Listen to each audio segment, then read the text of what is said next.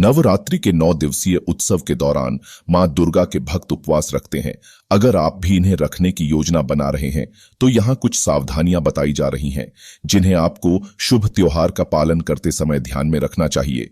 शक्ति की साधना के लिए नवरात्रि के 9 दिन बेहद शुभ माने गए हैं। यदि आप भी इस साल शारदीय नवरात्रि में देवी दुर्गा का आशीर्वाद पाने के लिए 9 दिन व्रत रखने की सोच रहे हैं तो आपको इस वीडियो में दिए गए सभी नियम को जरूर जान लेना चाहिए। सनातन परंपरा में शक्ति की साधना सभी दुखों को दूर करके मनोकामनाओं को पूरा करने वाली मानी गई है। हिंदू मान्यता के अनुसार शक्ति पूजा के लिए नवरात्रि के 9 दिन अत्यंत ही शुभ माने गए हैं, जो कि इस साल 15 से 24 अक्टूबर तक रहेंगे। देवी दुर्गा को प्रसन्न करने के लिए इन 9 दिनों में उनके भक्त पूरे विधि विधान से जप तप और व्रत करते हैं। यदि आप भी इस साल नवरात्रि का व्रत रखने की सोच रहे हैं तो आपको इसका पुण्य फल पाने के लिए इससे जुड़े सभी जरूरी नियम जरूर मालूम होने चाहिए। आइए नवरात्रि व्रत से जुड़े 9 जरूरी बातों को जानते हैं। नवरात्रि के 9 दिनों तक यदि आप व्रत रखना चाहते हैं तो सबसे पहले इसके लिए तन और मन से पवित्र हो जाएं और प्रतिपदा तिथि शुभ मुहूर्त में इस व्रत का करने का संकल्प लें।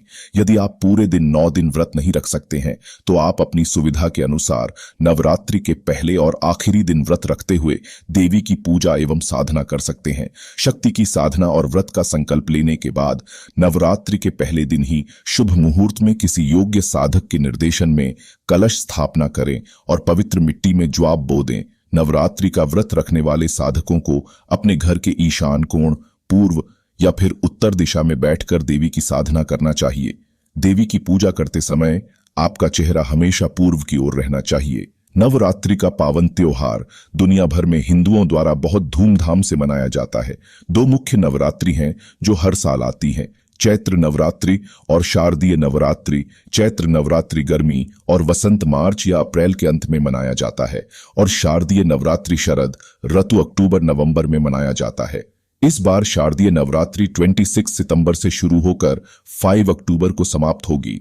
भक्त 9 दिनों के दौरान उपवास रखकर और देवी दुर्गा से उनके आशीर्वाद के लिए प्रार्थना करके इस त्योहार को मनाते हैं।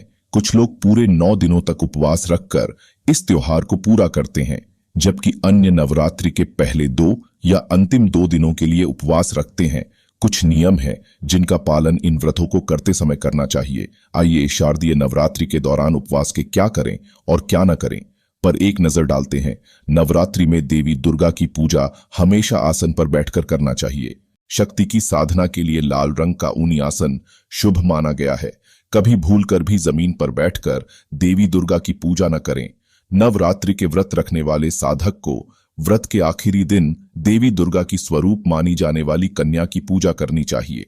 शक्ति की साधना में 2 साल से लेकर 9 साल तक की कन्या की पूजा का बहुत ज्यादा महत्व माना गया है। नवरात्रि के व्रत करने वाले को तामसिक चीजों का सेवन नहीं करना चाहिए। इसी प्रकार देवी साधना को व्रत के दौरान पूरी तरह से ब्रह्मचर्य का पालन करना चाहिए। नवरात्रि में देवी पूजा करने वाले साधकों को व्रत के दौरान भूलकर भी किसी की निंदा, चुगली अथवा किसी का अपमान नहीं करना चाहिए। यदि आप नवरात्रि के 9 दिनों तक देवी का व्रत रखने जा रहे हैं तो इन 9 दिनों में अपने बाल और नाखून न काटें। नवरात्रि का व्रत रखने वाले साधक को अपने सामर्थ्य के अनुसार ही व्रत रखना चाहिए और व्रत में अन्न की बजाय फलाहार का सेवन करना चाहिए। तामसिक भोजन से दूर रहें और मांसाहारी भोजन या शराब का सेवन न करें। नवरात्रि उत्सव के दौरान अपने बाल कटवाएं या मुंडवाएं नहीं। व्रत के दौरान गेहूं और चावल खाने से बचें और पूरी, खीर, पुलाव, खिचड़ी, ढोकला और कई तरह के व्यंजन तैयार करने के लिए कुत्तू का आटा, सिंघाड़े का आटा, एमारेंथ का आटा, बाजरा और साबूदाना जैसे विकल्पों का उपयोग करें।